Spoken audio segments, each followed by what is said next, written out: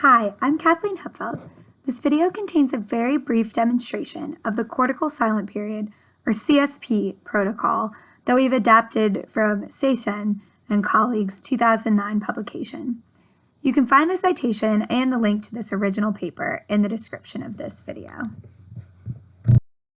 For a much more detailed discussion of all the necessary preliminary steps for setting up a cSP experiment, please see my longer TMS demonstration video.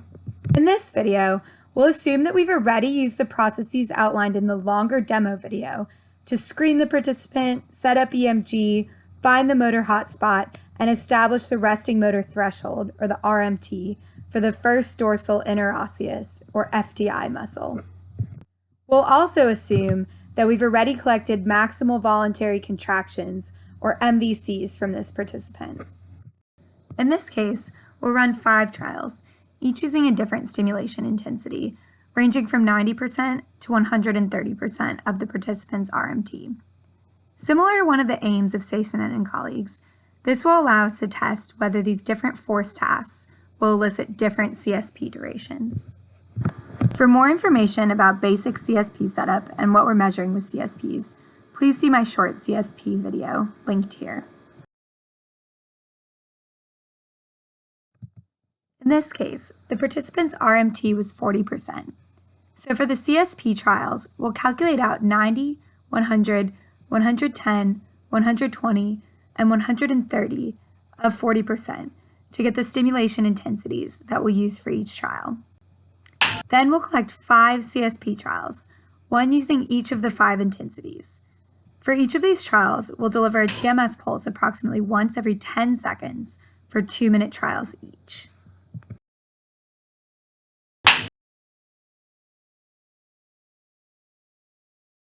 We'll run all of the trials using index finger abductions.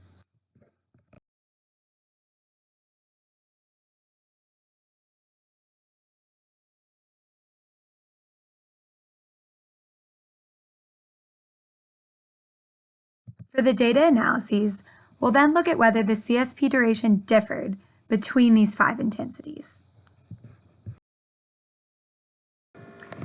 You can see some differences in cSP durations by only visually inspecting the data. Here we'll look at part of the EMG trace from each of the 5 trials. You can see, for instance, that those cSPs collected at lower intensities, like 90% or 100%, look noticeably shorter than those collected at higher intensities, like 120% or 130%. And you can see this from only looking at the raw EMG data.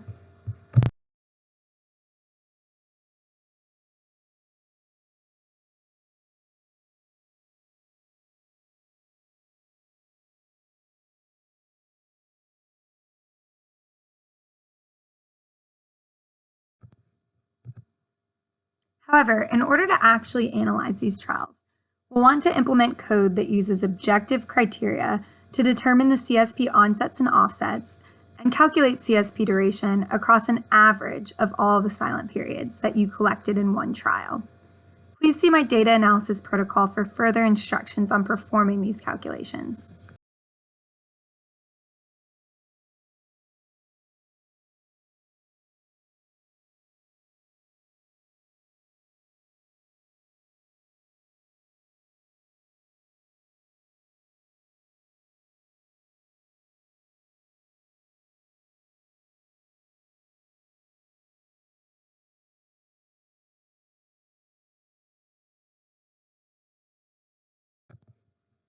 That concludes this demo video.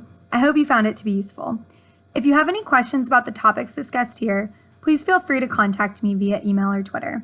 And for further information about cSPs and setting up a TMS experiment, please see the other TMS videos on my YouTube channel.